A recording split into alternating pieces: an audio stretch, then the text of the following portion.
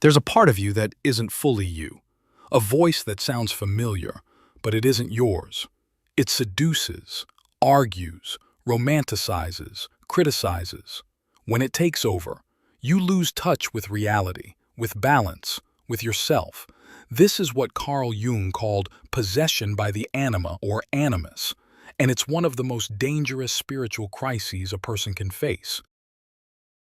In this third chapter of our Jungian psychology series, we delve into the dark side of the psyche, a realm where your unconscious takes control of your conscious self.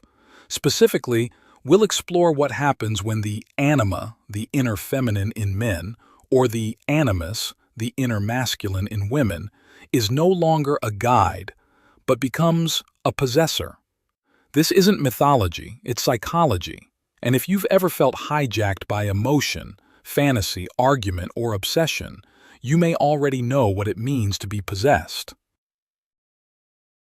Jung believed that within every man is an anima, a feminine psychological component, and within every woman an animus, the inner masculine. These are not just traits, they're deeply symbolic entities shaped by our culture, our personal experiences, and the collective unconscious. When these archetypes are repressed, ignored, or projected too strongly, they don't disappear, they retreat into the unconscious and grow in intensity. Eventually, they take on a life of their own, not guiding your soul but possessing your personality. Think of it like being haunted, not by a ghost, but by a fragmented part of your own psyche. Here are the clearest signs that you may be under the influence of a powerful unconscious anima or animus projection. Other 1. You idealize or demonize others instantly. You meet someone and they're either a savior or a threat. No gray area. You're not seeing them, you're seeing your projection. 2. You're emotionally overwhelmed by irrational moods or fantasies. Your reactions feel bigger than the moment. You're swamped with emotion you can't explain. Sadness, rage, obsession. 3. You argue with imaginary versions of people. The animus in particular shows up as endless internal monologues, constant debates, judgments, and fixations on being right. 4. You're drawn to destructive or impossible relationships. You fall in love with potential, with fantasy, or with people who mirror your wounds, not your values. 5. You fear being alone because you feel incomplete. You unconsciously expect another person to complete you, not realizing that your unconscious self is creating that emptiness. 6. You're spiritually disconnected or experience symbolic dreams. Recurring dream characters, archetypal figures, or conversations with mysterious inner beings may all signal that the anima animus is demanding your attention. Anima possession, in men, often manifests as moodiness and withdrawal, an obsession with fantasy over reality, feeling haunted by female figures, either angelic or demonic, becoming passive, indecisive, or overly emotional in conflict.